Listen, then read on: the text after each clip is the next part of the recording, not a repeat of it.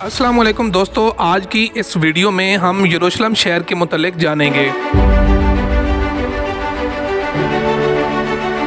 شہر یروشلم روئے زمین پر وہ واحد شہر ہے جسے تینوں الہامی مذاہب یعنی یہودیت، مسیحیت اور اسلام کو ماننے والے عزت اور احترام کی نگاہ سے دیکھتے ہیں اور اسے مقدس سرزمین تسلیم کرتے ہیں۔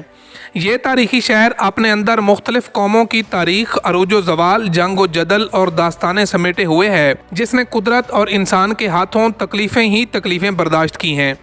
یہ مقدس شہر کئی بار اجڑا اور آباد ہوا، لیکن آج بھی یروشلم لوگوں کے دلوں میں ایک انفرادی مقام رکھتا ہے۔ شہر یروشلم اپنی جغرافیکلی لوکیشن کے لحاظ سے بھی عجیب ترین شہر ہے۔ یہ شہر ڈلوان پہاڑی پر واقع ہے، جو جنریل کی سرزمین سے لے کر عقبہ تک پھیلا ہوا ہے، جو جنوب اور مشرق کے علاوہ پہاڑی کے درمیان گرا ہے۔ ہسٹوریکل ریکارڈ یہ بتاتی ہے کہ یروشلم میں کبھی قحط نہیں پڑا، جبکہ یہ شہر 3000 سال سے موجود ہے۔ یروشلم کی وادیوں میں موجود دور دور تک پھیلے چونا پتھر اور سنگ مرمر کی بنجر وادیاں ایک پرکشش اور قدرتی وادی کی شکل اختیار کرتی ہیں۔ یروشلم کے کئی نام ہیں۔ مختلف قوموں نے مختلف دور میں اسے الگ الگ نام سے نوازا ہے۔ یروشلم کا سب سے پرانا نام جیبوس ہے۔ یہودی لٹریچر کے مطابق حضرت ابراہیم علیہ السلام نے اس شہر کو جرہ کہا تھا، اور بعد میں شیلم نامی بادشاہ نے 2000 سال قبل مسیح میں اس میں شیلم کا اضافہ کر دیا۔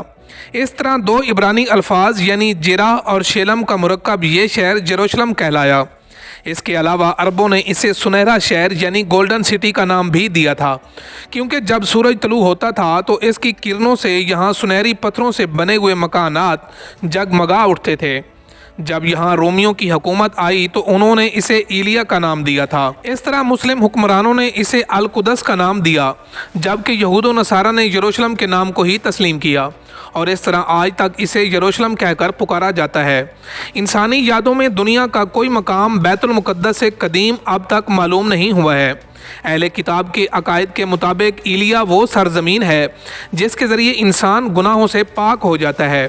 یہی وہ جگہ ہے جہاں سے کائنات کی تخلیق ہوئی، جبکہ احادیث کے مطابق یروشلم میں سب سے پہلے خود حضرت آدم علیہ السلام یا ان کے کسی بیٹے نے قدم رکھا تھا، جیسا کہ نبی صلی اللہ علیہ وآلہ وسلم نے فرمایا ہے کہ روح زمین پر سب سے پہلی مسجد مسجد الحرام ہے، اور اس کے 40 سالوں بعد بیت المقدس کی بنیاد ڈالی گئی تھی، لیکن غالباً اس وقت یروشلم میں انسانی آبادی نہیں پھیلی تھی۔ تاریخ کے مطابق سب سے پہلے یہاں آل سام یعنی نوح علیہ السلام کے بیٹے سام کی اولادیں 2500 سال قبل مسیح میں آ کر آباد ہوئیں، جنہیں کنانی کہا جاتا تھا۔ اس لیے یروشلم کو قدیم تاریخ میں ارض کنان کے نام سے بھی یاد کیا جاتا ہے۔ پھر 2000 قبل مسیح کے زمانے میں حضرت ابراہیم علیہ السلام نے عراق سے یروشلم ہجرت فرما کے اس علاقے میں پہنچے اور حبرون کے مقام پر سکونت اختیار کی۔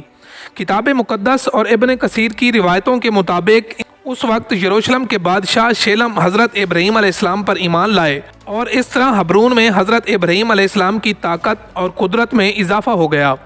یہیں آپ کی اولادیں ہوئیں، اور آپ نے اپنی زندگی کا بڑا حصہ اس مقام پر گزارا اور حبرون میں ہی مدفون ہوئے۔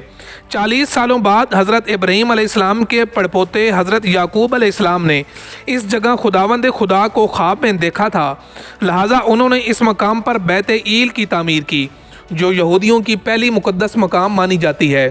حضرت یعقوب علیہ السلام کی اولادیں جنہیں بنی اسرائیل کہا جاتا ہے، یہ لوگ کنعان چھوڑ کر مصر کی طرف ہجرت کر گئے اور وہاں لمبے عرصے تک فرعونیوں کے غلام بنے رہے۔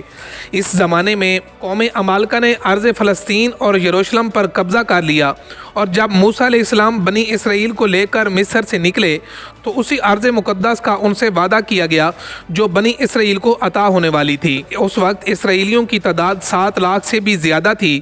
موسیٰ علیہ السلام کی زندگی میں بنی اسرائیل فلسطین میں داخل نہ ہو سکے، لیکن آپ کے جانے کے بعد آپ کے جانشین حضرت یوشع بن نون کی رہنمائی میں بنی اسرائیل نے قوم عمالقہ سے جنگ لڑی اور انہیں فتح ہوئی۔ اس طرح بنی اسرائیل دوبارہ فلسطین کے نواحی علاقوں میں آ کر آباد ہو گئے۔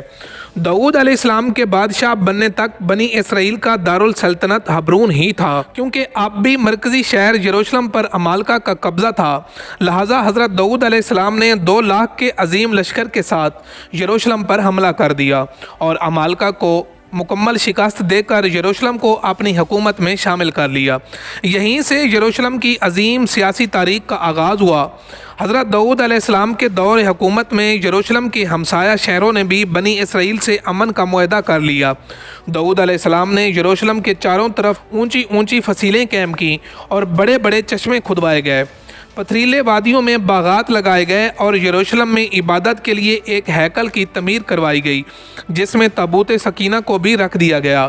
یہ وہ پاک ترین جگہ تھی جو یہودیوں کے لیے سب سے مقدس ترین مانی جاتی تھی۔ اس ہیکل کو حضرت داؤد علیہ السلام کے بیٹے سلیمان علیہ السلام نے مکمل کیا اور اس جگہ اونچی اور بہترین عمارت کی تعمیر کروائی جس میں بڑے بڑے شاہراہ، کمرے اور برآمدے بنائے گئے۔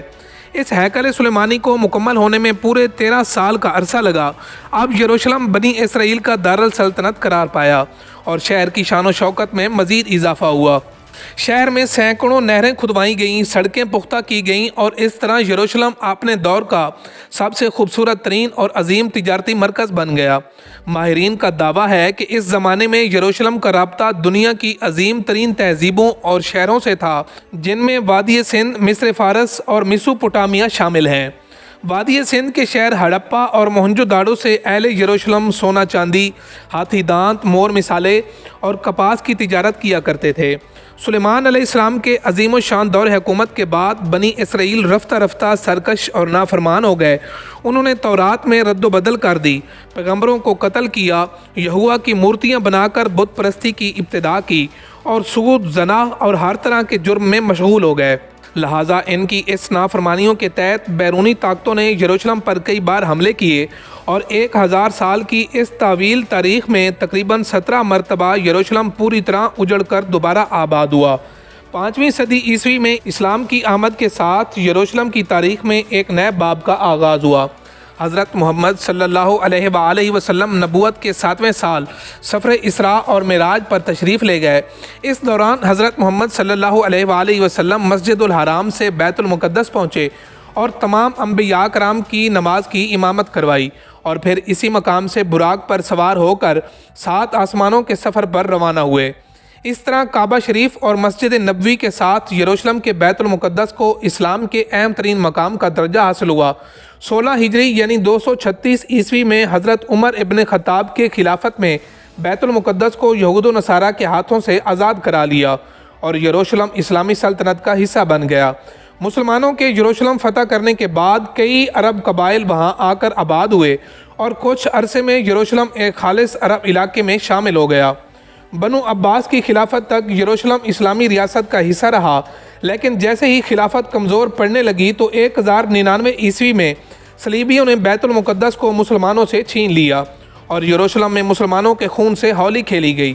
تقریباً 88 سال تک یروشلم صلیبیوں کے قبضے میں رہا اور آخر کار قبلہ اول کی آزادی کی خاطر 16 جنگیں لڑ کر صلاح الدین ایوبی نے 1187 عیسوی میں یروشلم کو دوبارہ آزاد کروا لیا۔ صلاح الدین کے بعد تقریباً 700 سال تک یروشلم اسلامی ریاست کا حصہ رہا۔ جہاں ترک عثمانیوں نے اس شہر کو خوب ترقی دی تو وہیں یہود و نصارہ کے لیے اس شہر کے دروازے کھلے رہے اور یروشلم نے پہلی مرتبہ تاریخ میں اتنے لمبے عرصے کے لیے امن و امان کا دور دیکھا۔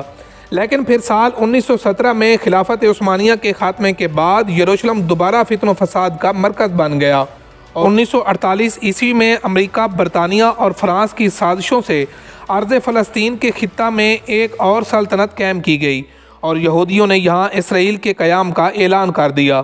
لہٰذا عرب ممالک اسرائیل کے خاتمے کے لیے میدان جنگ میں کود پڑے، لیکن یورپ اور امریکہ کے سہارے سے اسرائیل نے عرب ممالک کو شکست دے دی اور پھر 1967 عیسوی میں 6 روزہ عرب اسرائیل کی جنگ کے بعد یہودی یروشلم اور بیت المقدس پر بھی قابض ہو گئے۔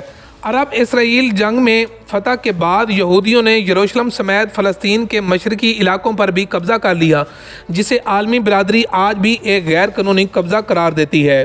صرف یہی نہیں بلکہ وقت کے ساتھ اسرائیل فلسطین کے مزید مسلم علاقوں پر قبضہ کرتا چلا گیا جو آج تک جاری ہے۔ ان قبضوں کے رد عمل میں ہر سال فلسطین میں اسرائیل کے انسانیت سوز ظلم کے مناظر دیکھنے کو ملتے ہیں۔ اس میں کوئی شک نہیں کہ فلسطینی مسلمان اب تقریباً 1 صدی سے تکلیف اور آزمائش کی چکی میں پس رہے ہیں اور یہ دنیا کی واحد قوم ہے جو خود اپنے ہی علاقے اور اپنے ہی وطن میں मुहाजिरों की सी ज़िंदगी गुजारने पर मजबूर है। लेकिन ये भी सच है कि दुनिया भर के मुसलमानों के दिल अहले फ़लस्तीन के साथ धड़कते हैं और वो किसी भी सूरत इसराइल का गासिबाना कब्ज़ा तस्लीम करने पर तैयार नहीं है। फ़लस्तीन का गम उम्मत मुस्लिमा का मुश्तरका गम है और ये बात भी रोज़ रोशन की तरह अया है कि बैतुल मुक़द्दस का मसला फ़कत अहले फ़लस्तीन का मसला नहीं बल्कि पूरी उम्मत मुस्लिमा का मसला है। अहादीस के मुताबिक क़ुर्ब क़यामत में यरूशलेम जंगों का मरकज़ होगा और वहाँ इस्लाम का गलबा होगा। हज़रत ईसा अलैहिस्सलाम का नज़ूल भी उन्हीं इलाकों में दमिश्क के करीब सफ़ेद मीनार के पास होगा और वहाँ दजाल को बाब लुद के पास कत्ल करेंगे। बाब लुद फ़लस्तीन में बैतुल मुक़द्दस के करीब है और इस तरह फितना याजूज माजूज की हलाकत और इंतहा भी बैतुल मुक़द्दस के करीब जबलुल खुम्र के पास होगी। और क़यामत के करीब वो वक्त भी आएगा जब एक मोमिन जमात के हाथों मुसलमान इलिया यानी बैतुल मुक़द्दस में इस्लाम का झंडा नस्ब करेगा। जी तो दोस्तों, अगर आपको आज की वीडियो पसंद आई हो तो चैनल को सब्सक्राइब करना मत भूलिएगा। अल्लाह हाफिज़।